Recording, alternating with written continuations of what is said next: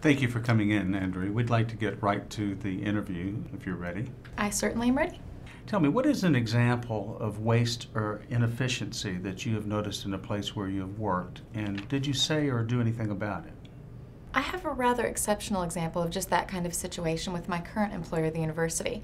Can I assume that the contents of this interview will be handled discreetly? I wouldn't want to convey a negative image of the university or anyone there. Oh, yes, of course. Thank you. Soon after I advanced to senior accountant, I saw that there were very large sums of money held in several different accounts, each intended for a particular division's purposes. It was all held in standard bank accounts, none of which bore interest beyond 3%. Although there was continuous activity through each account to conduct university business, paying for hundreds of items, I determined that the major portion of the funds were essentially inactive. In the world of finance, inactive money means a loss, so I proposed that we invest the funds in conservative money market accounts, any of which could be tapped on relatively short notice if necessary. Well, that makes sense. Were you able to carry this plan forward? Naturally, I was met with some initial resistance. These funds are complex as there are a number of rules and regulations associated with each one. Rules that govern how the funds are to be used and exactly what reporting must occur. I examined the use history of each fund to determine how much money needed to be liquid and established a tracking mechanism to check each fund once a month. We were able to keep only the needed amount liquid and everything else was invested. Well, that's fantastic. Did it take a long time to figure all this out, and did it pay off? It took several months and required considerable concentration given the layers of complexity involved. And yes, it paid off rather handsomely, in fact. The university gained in the vicinity of $200,000 per year through these investments. How are you able to overcome the resistance of others to your plan? And was it management above you that was resistant? I learned very early in my career what the phrase money talks means. I'm more inclined to let the figures speak for themselves than to verbally try to convince or cajole people. Understandably, the senior managers were right to be protective of the funds and to ensure proper usage. I was able to demonstrate that the plan would ensure fluidity, be compliant with the rules, and garner a respectable return on the investments. No one could disagree with these figures. It was quite sound. I'm sure you're aware that all companies have their politics, and sometimes this can include situations where being completely honest could backfire. Has this ever happened to you? To a large degree, that occurred in the course of this event. I think it's inevitable that when a major problem in a system is brought to light, that will also show some lack of attentiveness on the part of someone in a decision-making role. I had tried to engage the senior controller in this process, even offering to share the light with him, so to speak, so he wouldn't fall from grace. There were several private discussions before I delivered a formal proposal to the board. In my mind, a problem of this magnitude must be exposed. Not doing so would be irresponsible and, frankly, unthinkable to me. Since he was my boss, the situation created some tension between us, but I accepted that this would be part of the outcome. So, did your boss fall from grace in this manner, and what's your relationship with him now? I think it affected his subsequent evaluation to some extent. Those are confidential matters, of course, so I can't be sure. And he carried himself with dignity, regardless of what occurs, which I try to do as well. We have maintained a decent working relationship. Aside from this event, have there been any other times in which you had to go over or around the head of a boss to resolve a problem that you couldn't solve directly with him or her? I avoid that kind of situation fervently, although it's not always possible. I prefer working closely with people to share my knowledge and insight and engage them in whatever process I may be examining. Where this becomes difficult is when my expertise surpasses that of the people above me. I make a point of cultivating relationships with senior directors as well as my immediate supervisor so that these key people are aware of what I am trying to accomplish. Well, let's move on to some other questions. What do you think is the main thing that keeps people from moving up to positions of more responsibility? And what has kept you from getting a better job? In my observation of other people who have not succeeded in advancing, I would say that complacency is the most deadly career stopper. Many people relax in what they've already achieved, rest on their laurels, so to speak, and do not exert the extra effort to continue learning. Like it or not, people must bring ongoing value to their company, or they make themselves expendable. Technology continues to advance, even in accounting, and one must stay on top of it in order to ensure their value. Nothing has kept me from having a better job. My career is going very well. After completing my master's degree in finance, I secured a good position above entry level with the granting agency, was promoted several times, and have continued to advance with each employer subsequently. I am not the least bit lazy.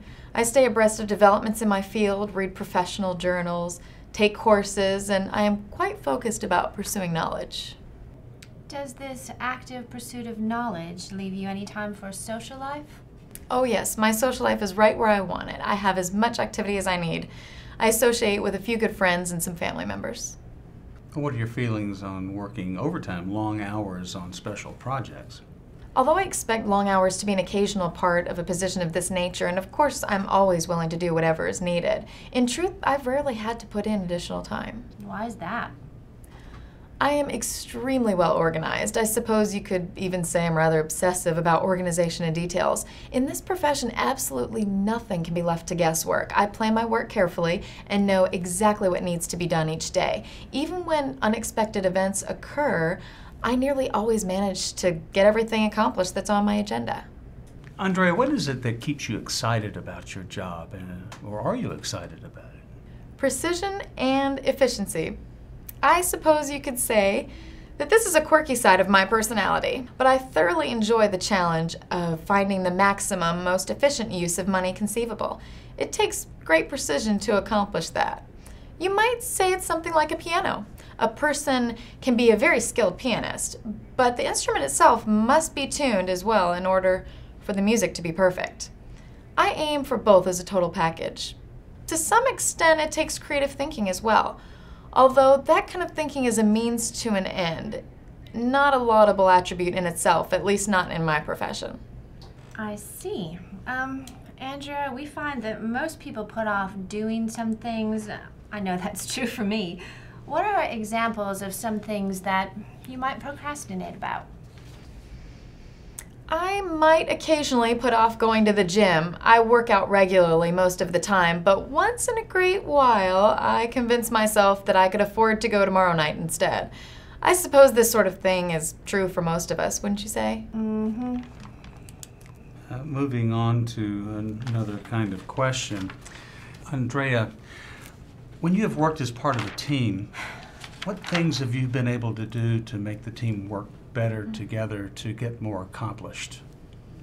I believe that communication is key to good teamwork. I use every means available to communicate frequently with my coworkers, whether sharing coffee, calling meetings, sending emails, going to lunch, and participating in other team functions. I engage in all of these activities. I like to play well with others, so to speak, and make sure people know that I have the team spirit. A person can hardly do too much of that. Good. Now, what experiences have you had in life or at work that have helped you develop these people skills? Despite our reputation to the contrary, some of us accountant-type people actually enjoy socializing. I make a point of walking through the halls and other divisions once a day to say hello to people so that by the end of the week I've seen everyone in the entire building. My particular idiosyncrasy is remembering everyone's name and everyone's birthday, and I bring each person a little gift on their birthday, whether it's a chocolate, a lapel button, a flower, just a little something. They love it. Also, I've taken a number of seminars that have helped cultivate my people skills, things like the Carnegie course, 7 Habits, workshops of that nature.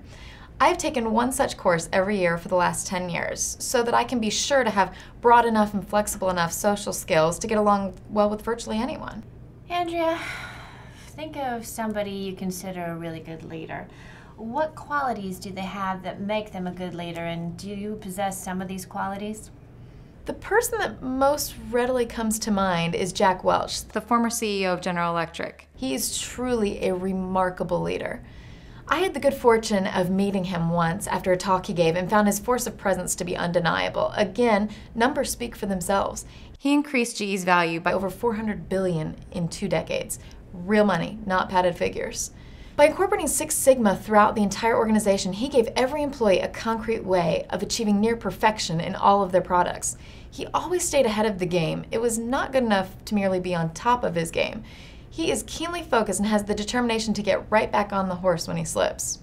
I believe I possess most of these qualities, although my strength of presence is not yet as well developed. That will come in time. I have the drive and determination, the intelligence, the eye for efficiency and perfection, and the people skills. Mr. Welch was a charming man, as well as a powerful one. Just one more question, Andrea. If you become a leader in this environment, how would you go about getting people to follow you? I would charm them.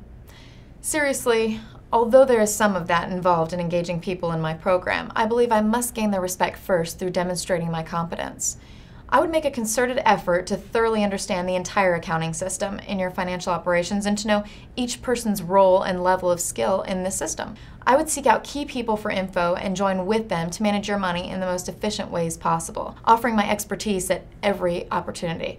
I believe we would all be interested in that objective. I believe that we've asked you everything we need to know for now. Actually, I do have another question. Is your boss still employed with the university? He elected to take an early retirement. Thank you so much for coming in today.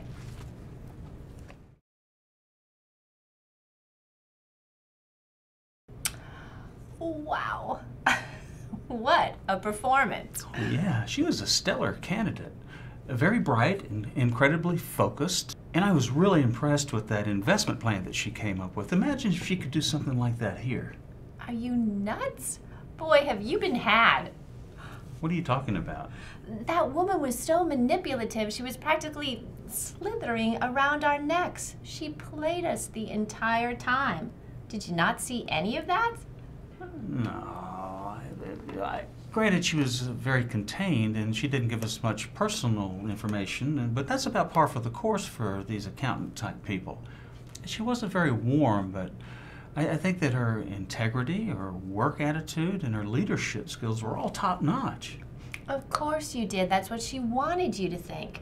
You don't think her boss taking early retirement was just a coincidence, do you? She set him up. Hey. In fact, she probably left a whole stream of dead bodies in her wake. If that guy let all that money sit idle, his exit sign was lit. She could have handled it differently. In fact, I don't think she handled it near as pleasantly as she let on. We'll never know for sure, but I'll tell you one thing I do know. I don't trust her. I don't know what motivates her, if it's power or money, but I sure wouldn't want to find out the hard way. What else did you see that made you think that she was manipulating? Yeah, there was that thing she said about trying to engage him in the process, offering to share the light so he wouldn't fall from grace. That just didn't feel right. It was too moralistic, especially coming from someone who didn't show any signs of being a loving person. Yeah, I can see that. And it also fits with that comment that she made about people making themselves expendable. Yeah, all that business about putting off going to the gym, give me a break. She was throwing us a little crumb, Daryl. You know, she doesn't even want to show a tiny little flaw. There is no way she wanted to be vulnerable at all. Ah, well, I guess she won't be on your Christmas card list then, huh? Maybe you should be taking an early retirement.